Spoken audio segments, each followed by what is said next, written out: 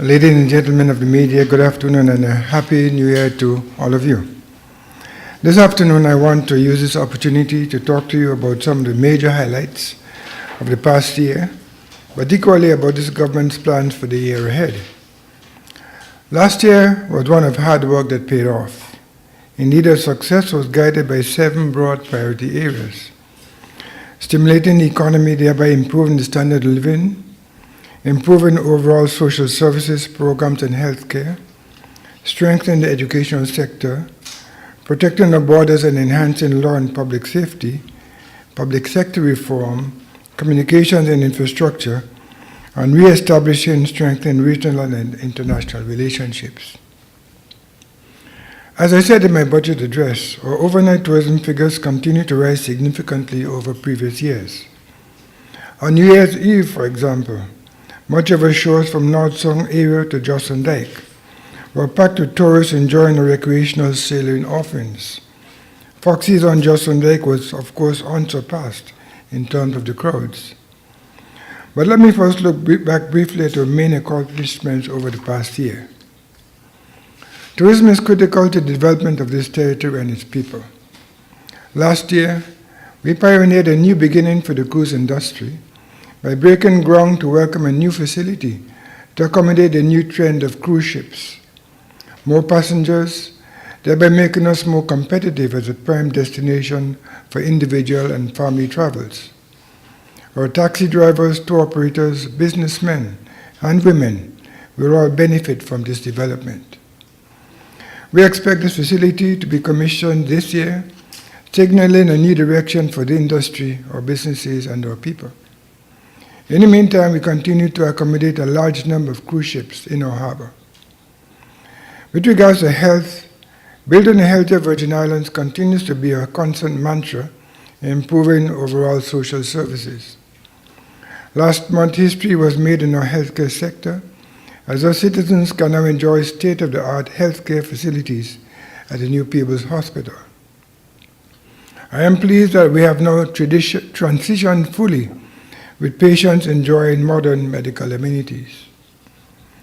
But it's not all about Tortola, as in the coming weeks we will announce the contractor selected to construct a new Nurse Iris O'Neill Medical Facility on Virgin Gorda, so the work can begin later this year. Education is the foundation on which our people develop and thrive. We understand this, and we have done much to improve our local education standards to meet regional and international standards. You would recall that in October, my government opened the Virgin Islands School of Technical Studies. We are especially proud of this institution, of not just higher but practical education that will provide this community with the skills needed for a daily living.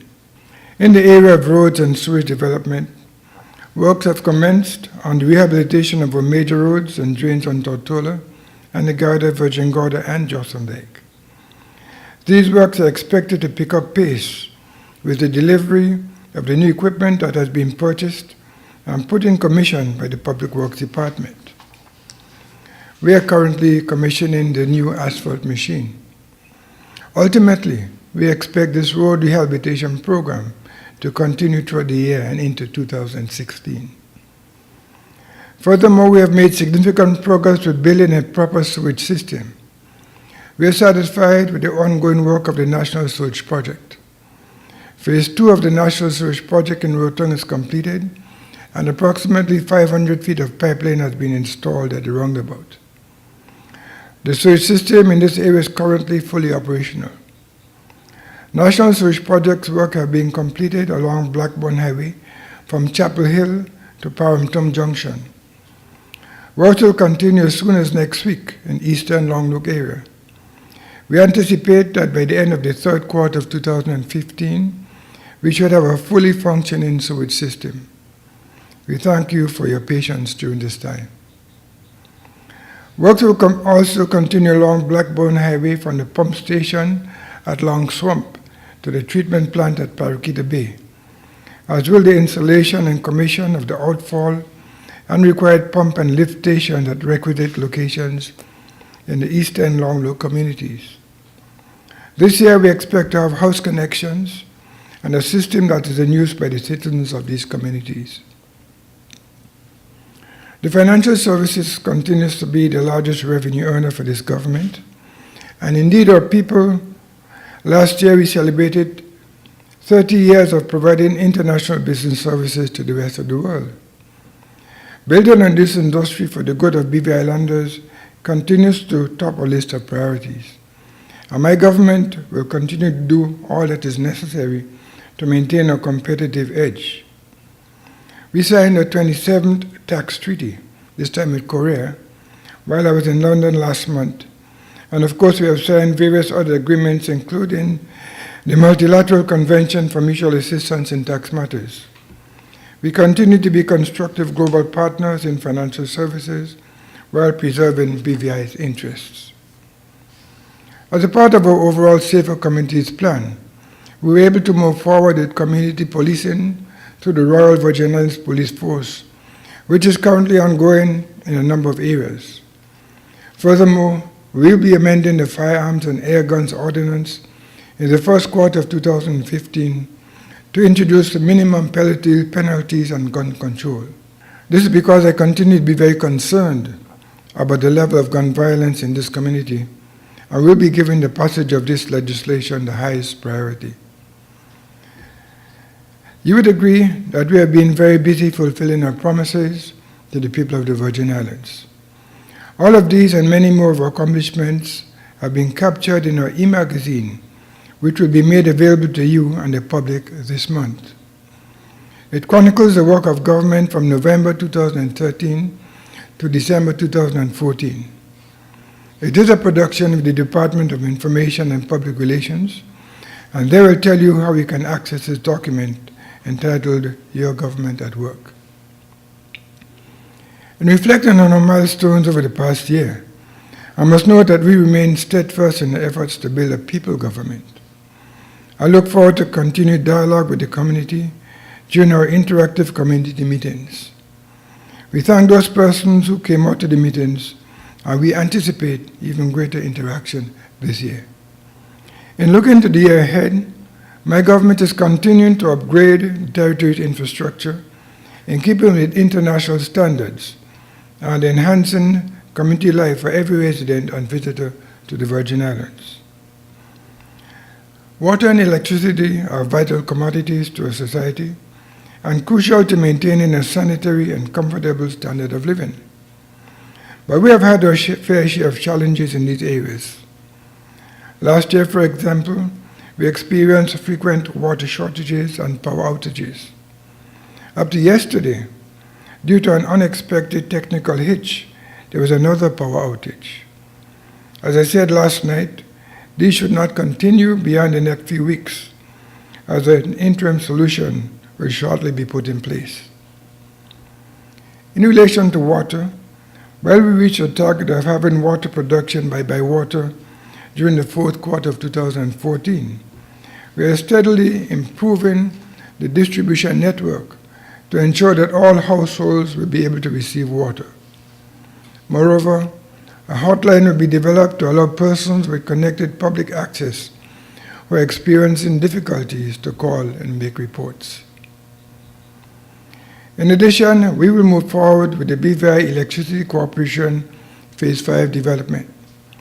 This means an additional 2 new engines and 2 new transmission lines to the BVI Electricity Corporation's arsenal.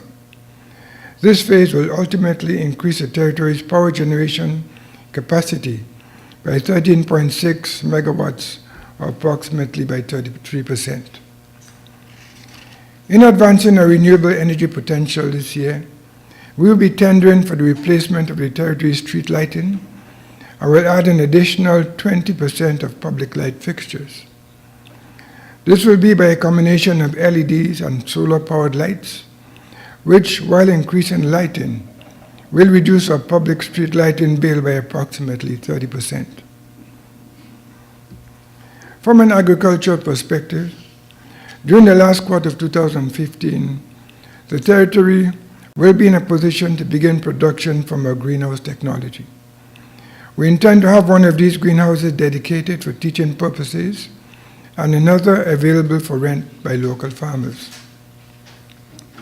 I reiterate that we remain heavily focused on our capital investment program for 2015. Let me remind you of some of these priority projects. One, to complete the National Sewage Project, continue work on the Infrastructure Rehabilitation Project, to complete the Water Network Improvement Project, rehabilitation of schools, road infrastructure, completion of the Greenhouse Project at Paraquita Bay, the Eastern Fatogs Bay Harbor Development, to continue work on that, and to start work on the Iris O'Neill Medical Center and on the Greenland Stadium. Indeed, we expect that in addition to the myriad of recurrent government services, these projects will be critical to improving the lives of BV Islanders.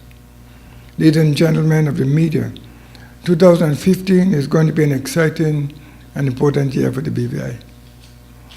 It is my fervent prayer that we be one of good health and strength, where God is with us, one that is progressive and steadfast in the midst of turbulence, one that is immersed in love and free from crime and natural disasters.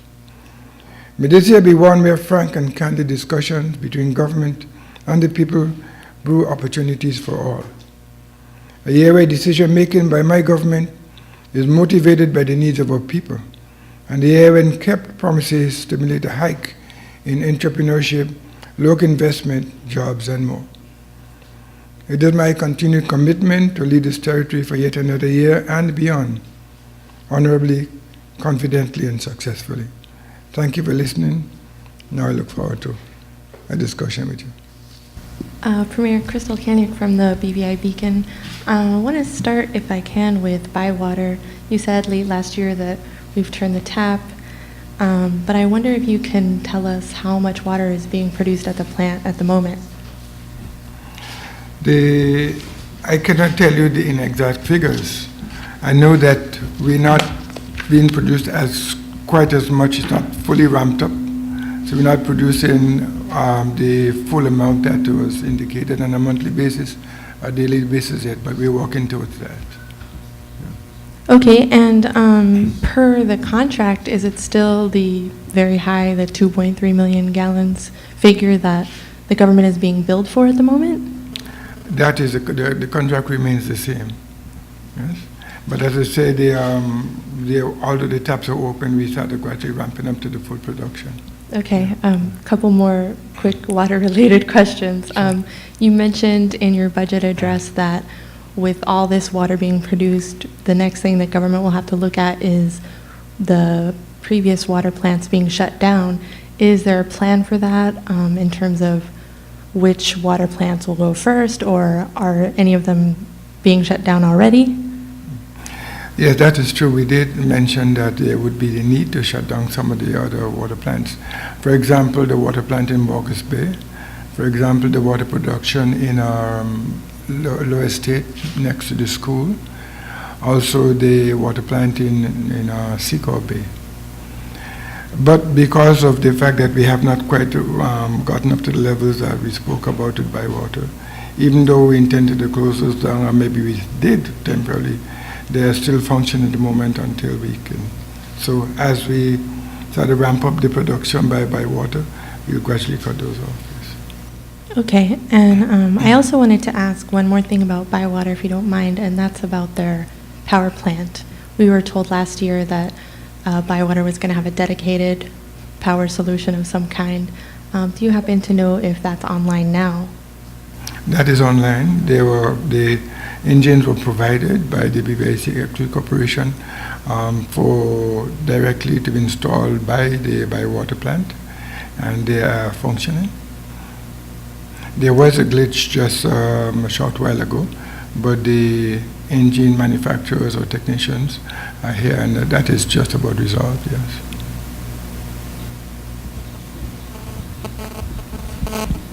Premier, you mentioned public sector reform as one of the achievements for your government in 2014.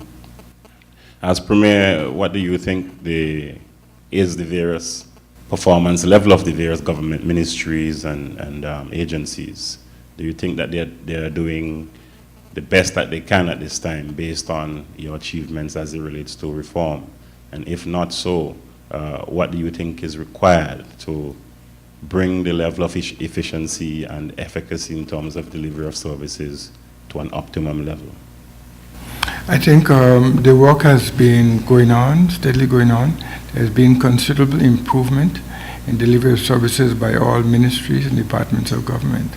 One of the things which, the significant thing which will occur later this month, I think, will be the introduction of e-government systems, which will be able to enable us to have the work of government dealt with more on an online way. For example, persons can then access forms, application forms through e-government instead of having to come to wait online here in offices. For example, work permit renewals, things like that can be accessed online, and will reduce considerably the waiting time for businesses, which will improve the efficiency. And this is one of the ways one of the significant ways we're looking to improve the efficiency of government here. What about the execution of projects, national projects? Are you satisfied that this has been going along smoothly? The national projects have been executed in a timely way.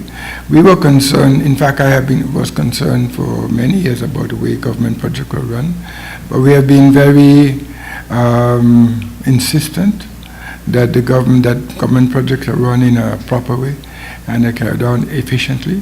Matter of fact, what I've done recently is had a review of the procurement process, and the way in which we get government work out to various contractors and so, and had a consultant from CDB who looked at that, and he is satisfied to a large extent that our processes are good. There are some improvements which are being considered, but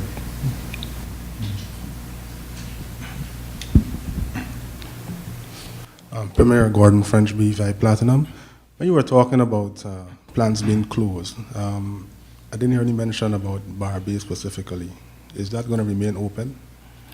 the plants which I mentioned there's no long-term contract with those plants. For example, the plant in Borges Bay is owned by government. The plant up at the lower estate behind the school is owned by government. The plant in Seacove Bay, there's no long-term project for that. There's no long-term contract with it. It's on a sort of month-to-month or day-to-day arrangement at the moment. The plant in Bar Bay, that has another 2 years, I think, on a contract with government. So we of necessity have to continue it until that contract is expired. You don't foresee that plant being closed after the 2 years? It is possible. We'll have to look at the total production, and of course we'll also have to look at the demand, and we expect that there will be an increased demand for water in the territory, and that may mean that even some of the plants are being closed now. Even the Seacove Bay plant or the Borges plant may have to be reintroduced, but this all depends on the level of demand which will occur over the next several years. And Premier, the Governor, His Excellency the Governor is likely to make an announcement very soon about whether or not he will conduct an inquiry into the ports project. Now I want to know your feeling as to whether or not, if he does decide to have an inquiry, whether you're confident that your government would be found that you did the right thing when you handle this project. And secondly, he indicated a need to probably go beyond the cruise ship project. Do you support that if there is an inquiry that it should go beyond the cruise ship project to include other projects like the Seacoast Bay Marina and the greenhouses? Those will be, if there's going to be inquiries, they'll all be separate and distinct inquiries, right? And that, of course, is left to the governor to determine whether he will or not. I am confident that as far as the cruise pier project is concerned, that there's no problem, that was conducted in a proper and efficient way.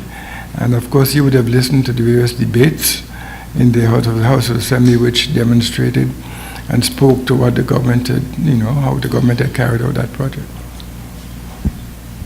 And are you concerned about the timing of this announcement, given that elections may be months away? No, I'm not concerned about the timing. Good afternoon. Premier Smith, during your Christmas message, you spoke about stiffer penalties coming for gun violence. We know with laws and stuff, sometimes it takes a long time. How soon can we expect to see something actually happening in light of recent gun-related violence in the community? We have been discussing this for some time, and there's a draft in place which will be moving along pretty quickly. Do you have a time frame? I mean, yes, moving along quickly. I said within the first quarter The of first- 2015, yes. The solar PV, it was that tender was offered to local and international companies. Now with the street lighting project, is it going to be open to only local bidders, or are you going to do it internationally as well? That will almost certainly be done through local companies and as well as through the Electricity Corporation. Just to go and piggyback on Ms. Smith's first question regarding gun control, can you explain why that legislation has been delayed? I know it has been spoken of and asked for some time, and last year there were at least 3 mentions, and I know you mentioned it in your Christmas message and you promised it was coming, but I would just like to know what caused the delay. Whenever you're dealing with legislation, especially new legislation, it does take a while because, of course, all the bodies who are concerned must be consulted. There must be discussions. There must also be draft, which must be reviewed by the various the legal departments of government before it all comes to fruition. So most legislation will take a while before they get to the House of Assembly. In fact, some legislation, if I recall, I think I mentioned a few years ago, the Medical Act, which I had revised between 2000 and, I can't remember the time, but it took quite a number of years before it was eventually, taken to the House and it was done. So it does take time because there are always persons or groups who would need to have an input, and the input must be considered before these bits of legislation are finalized. Have you received any opposition from the legal fraternity, specifically defense lawyers?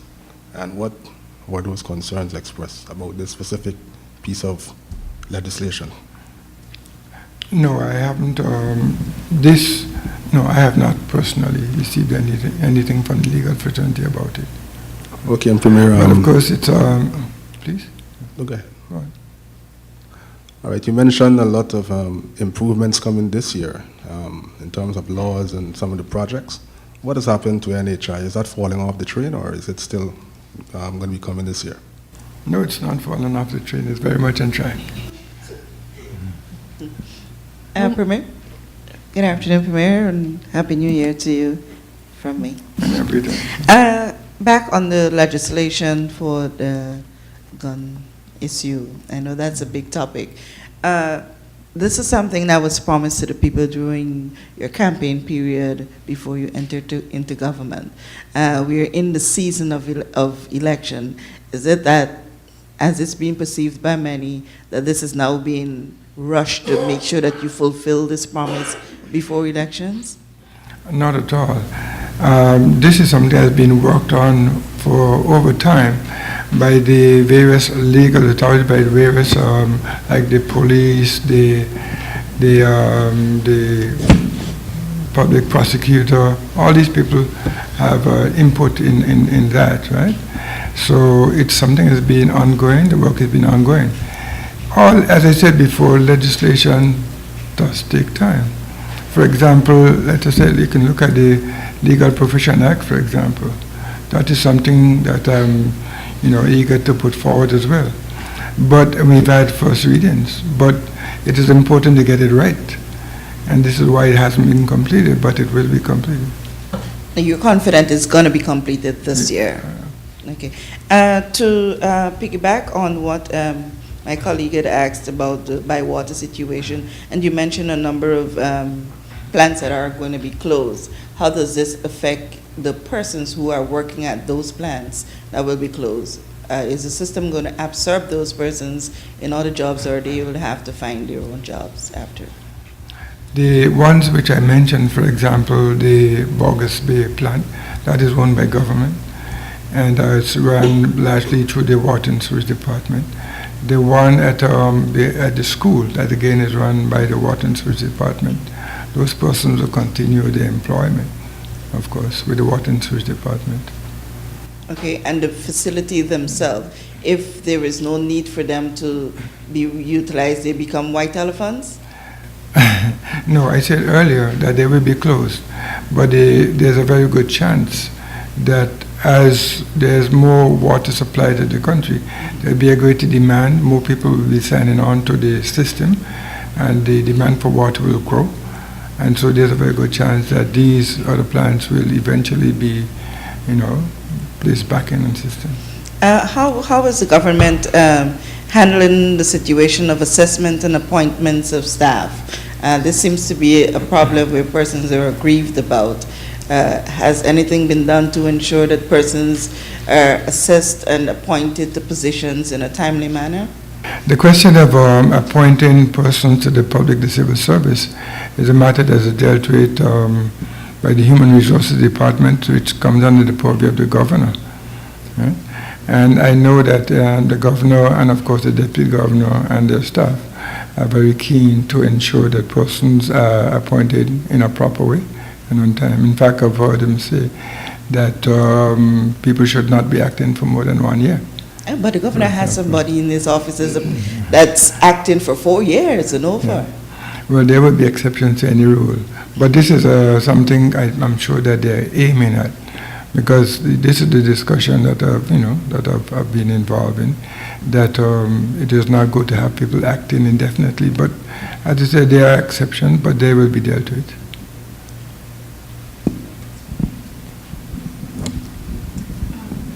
Premier Smith, it was mentioned that there's a plan to have a model road duplicated throughout the territory, one that's going to pattern after the one that is being constructed currently in the 8th district. But I note you mentioned that road rehabilitation will continue to 2016. Does that put a bump in that plan? No. The work on the road infrastructure, road system, is ongoing.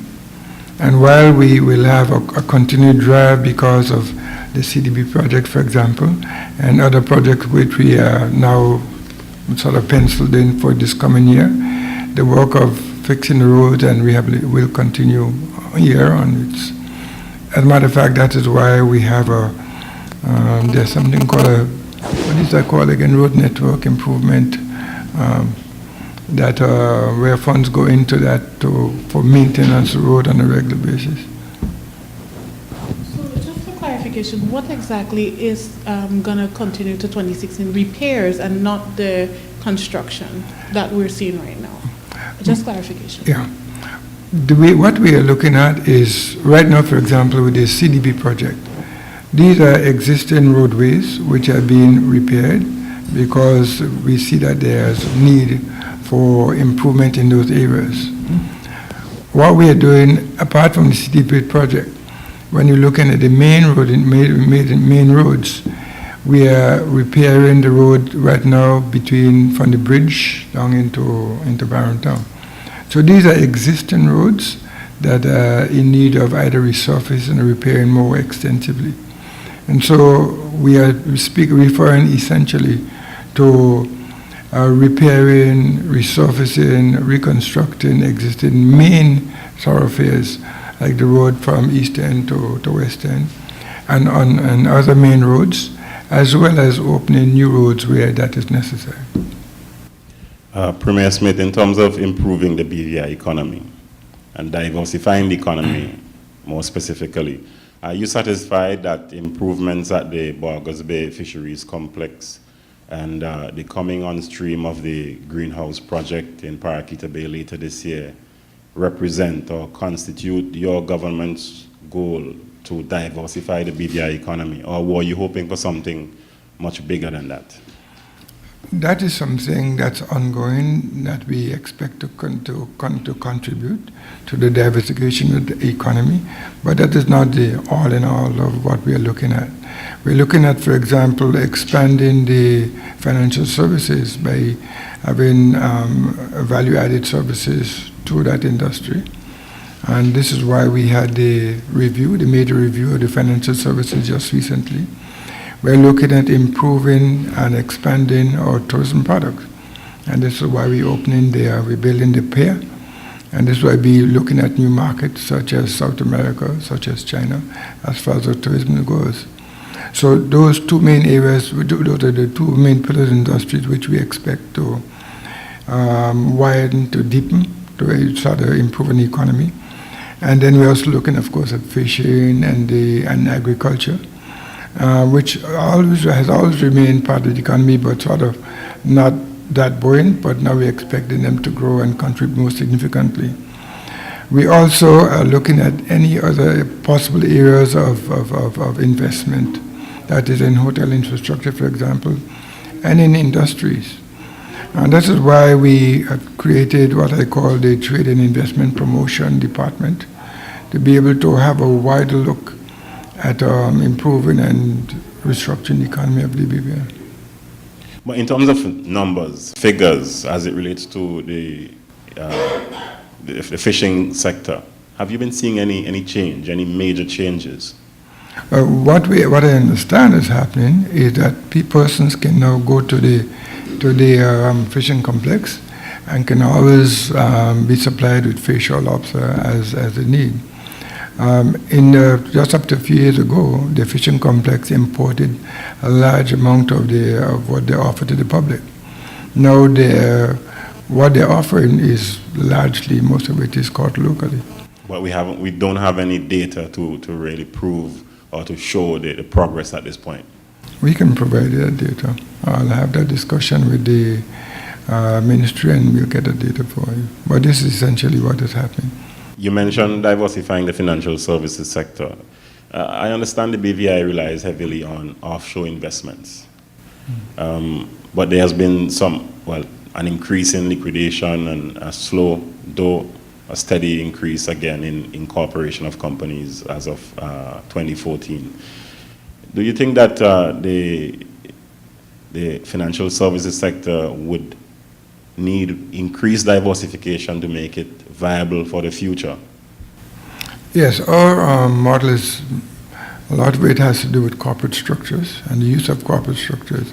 We are now looking to diversify more in what we call value-added services, in terms of funds, in terms of insurance, in terms of what accounting can do for the management of those, even the corporate structures and funds, in terms of arbitration.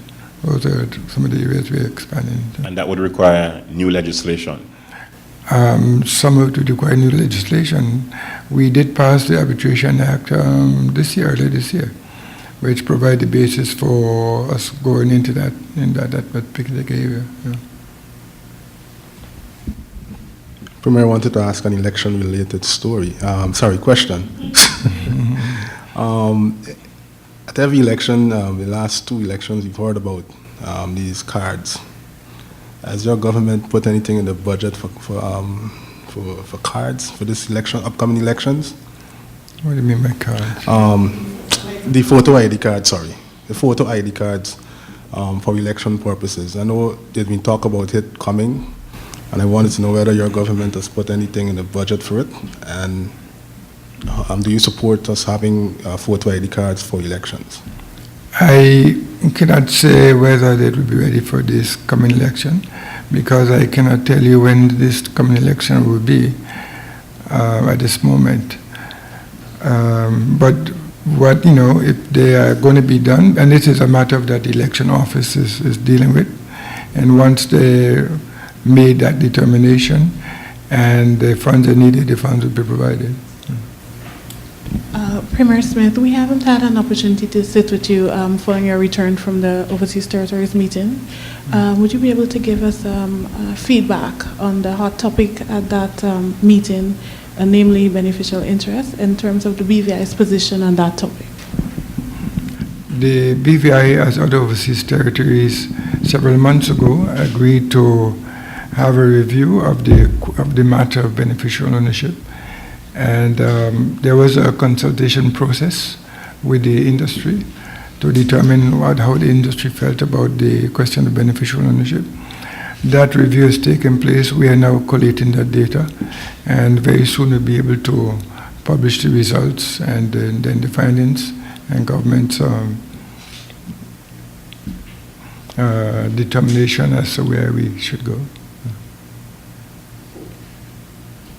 Premier, I know you responded to Gordon's question about the elections, but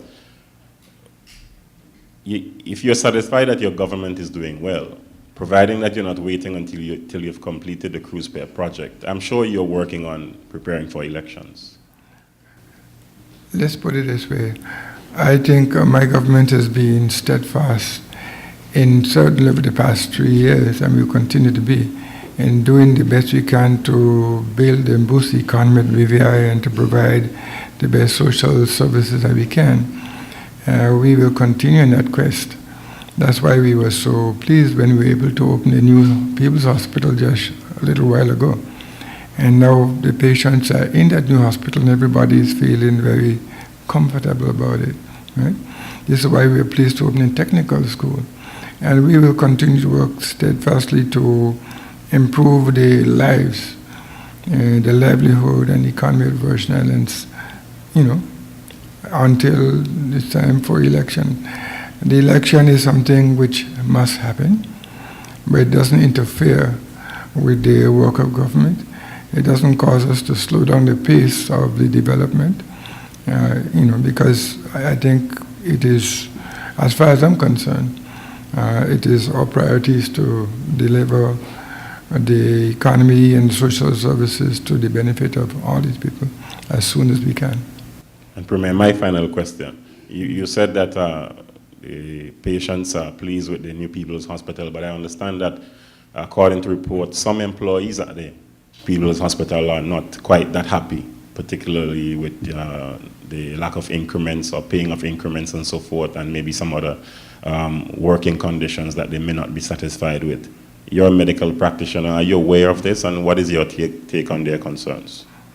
I know that the government, the central government, provides an annual allocation to the Health Services Authority, and they're the ones responsible for hiring and terms of service and employees.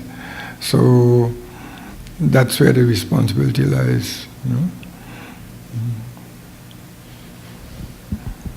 As Mr. Rose, I have one last question, and this has to do with the annual reports from the Auditor General. Why is it that, when the NDP was in opposition, they complained bitterly that these reports weren't coming? So why are they not coming now? The reports those that have not been received by the Auditor General will soon be received by her.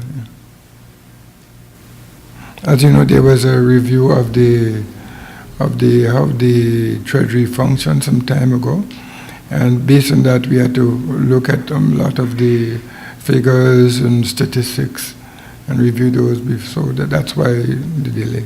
Yeah. I'm sure that you can tell us that you're being briefed on this. We all heard recently about the migrants believed to be from Haiti that were basically caught on Peter Island. Can you tell us what's the status of these folks? Are they still here? Are they being housed here, or have they been moved away? They're being repatriated, yes. But so far they're being housed here, or? They're not here now. Oh, they have been. Okay, sorry. Okay. Well, thank you very much. Thank you. Enjoy the rest of the day, and I'm sure I'll be seeing you more very soon. Good. Thank you.